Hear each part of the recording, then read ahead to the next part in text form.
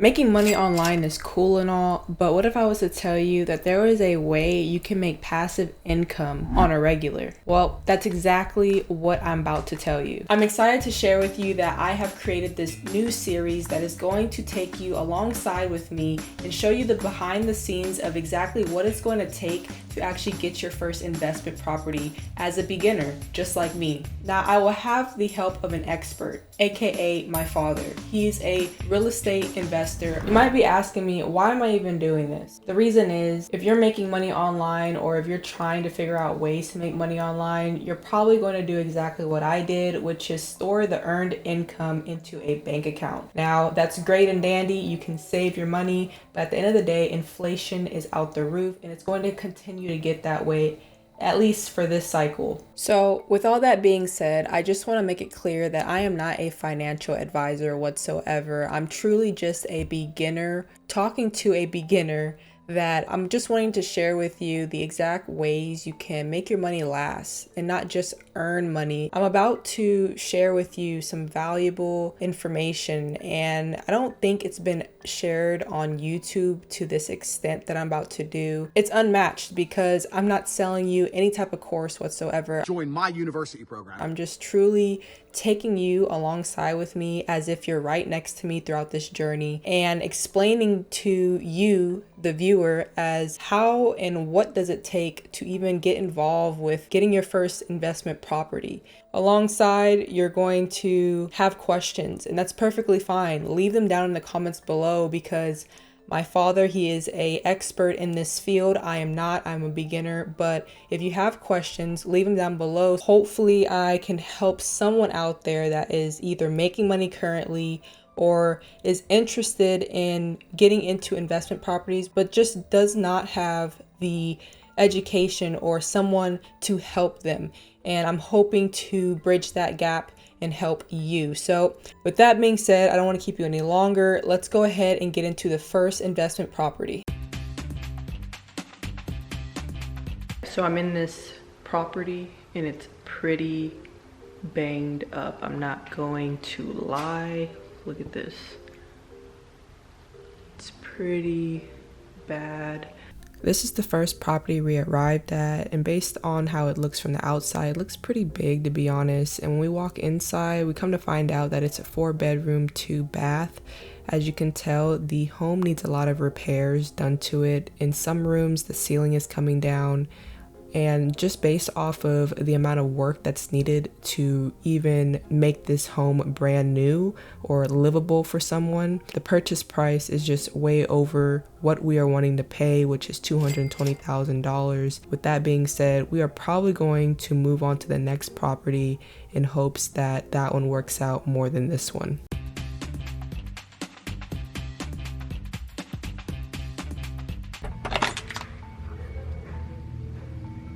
So we arrived at the second property. Now this home is currently a 3-bedroom, 2-bath with a 2-car garage. Now as we take a quick tour around the house, as you can tell, there are some repairs that are needed, but in comparison to the first home, we may not have to do that much rehab. But then again, we would have to take a deeper dive into the property before we can assume anything. Now the purchase price of this home is $149,000. But as you can tell, this home is pretty small already. So if we do proceed to purchasing this home, we would need to convert the garage into an extra bedroom. This will give more square footage and bring the value of the home up. With that being said, if we do that, the home will be a 4-bedroom, 2-bath with a 1-car garage. Now as we step outside to the backyard, as you can see, it's very spacious. Now, our next concern was the pool.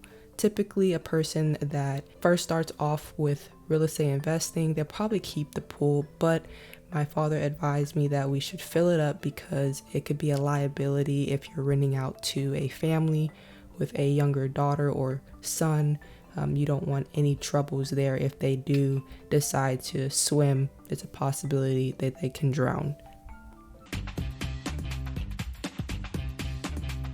So today I am officially closing on a house, the house that you've previously seen. I gave you a complete tour of it. So I'm going to be taking you along the way to actually see what it is like to go to the title company and get your first deal. So we just made it to the title company. This is where the buyer and the seller will be signing all the documentation so that we can proceed to getting the home. Oh, I just wanted to document this moment. Yeah, Oh, yeah. We just can't record the closing. Oh, just can't record the closing? Yeah, Okay, I can't record the entire process, but we are about to sign the paperwork to finalize the deal. The purchase price of this property came out to be $149,000. The rehab cost came out to be $41,400. The closing cost came out to be $7,400, leaving an all-in cost of $197,800. Now the house is appraised for $255,000. What we're gonna do is take that $255,000 and minus it from the all-in cost, which leaves us the equity capture of $57,200. I would like to properly introduce the expert himself, my father, Eric Young. He's been doing real estate investing for around 22 years. He also has over 15 single-family homes, along with 2 apartment complexes. So the appraised value comes out to be $255,000. Now we take the appraised value, we minus it from the all-in cost, and get a total of $57,200 as our equity capture. Now, for a beginner, can you explain to us what is a equity capture and why is it so important when dealing with real estate investing?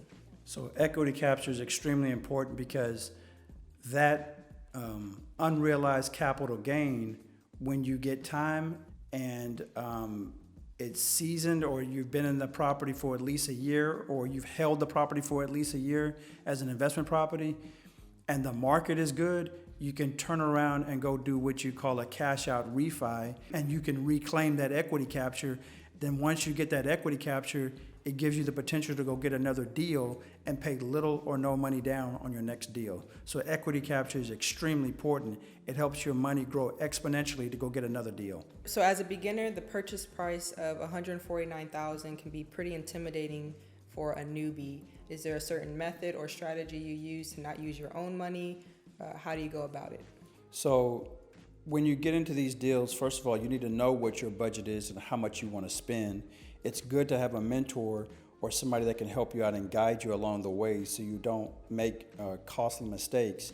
But the 149 can be a bit intimidating. However, you have to look at the overall picture and how much equity capture you're going to gain on these properties, how much you're going to be renting these things out for.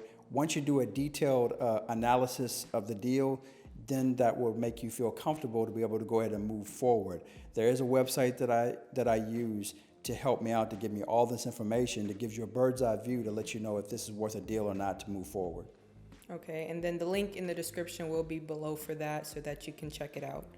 I mentioned the rehab cost of $41,400. Now, as a beginner, are we supposed to come to the property and start knocking down walls and rebuilding everything ourselves?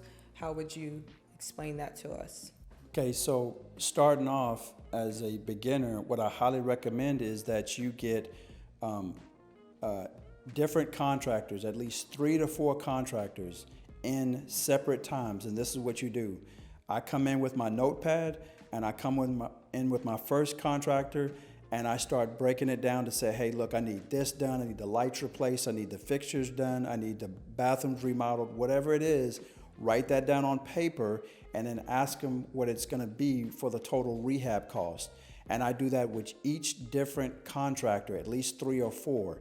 And then when I do that, that should give me an average. When they all bring back their rehab cost to me, I should have an average on how much it's gonna cost. If there's one that's just way, way too high, I won't even deal with them. So that's how I go about doing my rehab costs to make sure I got a legitimate price. What is one piece of advice you'll give someone that is looking to start real estate investing? Since I am currently in my early 20s, I want to give you 2 different scenarios. Now, the first person is someone that doesn't have any money to start off, but they are actually interested in pursuing real estate investing. Now, the second person is someone that has money, has a little capital on the side, and just wants some type of passive income, but has no type of guidance as well. So let's start off with the first person, which is they don't have any money to start off, but they are interested in starting real estate investment. How can they even begin? Okay, so a couple of ways you can begin, or how a beginner should begin in that situation is, one, first of all, you need to get educated. Be sure you get educated in knowing what you're doing. Again, get with a mentor, an investment group, or somebody. Now, if you have no money to get started, which I was in that same situation, there's a couple things you can do. One, you can sell some items that you no longer use, and in addition to that, save money along with it to build up a cash reserve. Second option you can do, which is what I've done, is I've partnered with people that have money. Believe it or not, there's people out there that have money, for example, have their IRAs, and they want to be passive in a real estate investment deal where you're being active and actually finding a deal and getting with the contractors. So a lot of people you could just partner with. That's how I got started in the real estate game. Okay. For person number two, someone that has a little bit of capital and wants to start investing, but they don't have the knowledge, how would you tell someone, or how could someone gain the knowledge in order to use their money properly? Ooh, hold on, that's a good question. For somebody that has the capital but doesn't have the guidance, you need to find a good mentor. I do mentorship, so you can reach out to me. Also, if you have a little bit of capital, I would also say make sure your credit is decent and good, and I'm saying at least maybe 680 credit score. Every lender is different, but when you have good credit score, you can actually leverage a lot better with better terms. So your capital is well needed and it could be put to use. Okay. So you mentioned credit score. Now, you said it varies from different type of lenders, but what would you recommend, or how could you suggest to the beginners, how can they fix their credit, or, if their credit is not that great, what would you recommend them? So good question. So that's one of the biggest hurdles that people misunderstand. Your credit is the greatest leverage to get to wealth. All right. So when you have great credit or good credit, that can excel you to get to financial freedom and beyond that by wealth. So here's what I would do. And I was in this position. As a very beginner, I didn't have great credit. So what I did was I got my credit fixed. I did the things that I could do myself. And then after that, if it wasn't high enough, I would always get with a third-party credit restoration company. There's plenty of them out there. I have one in the link below, but you can get with a third-party credit repair company. They can assist you and help you at least bring your credit score up to a reasonable amount. Like I said, at least a 680, even 700s is good. The higher, the better. But once you get your credit score up, this can really get you to that next level to get financial freedom and beyond wealth.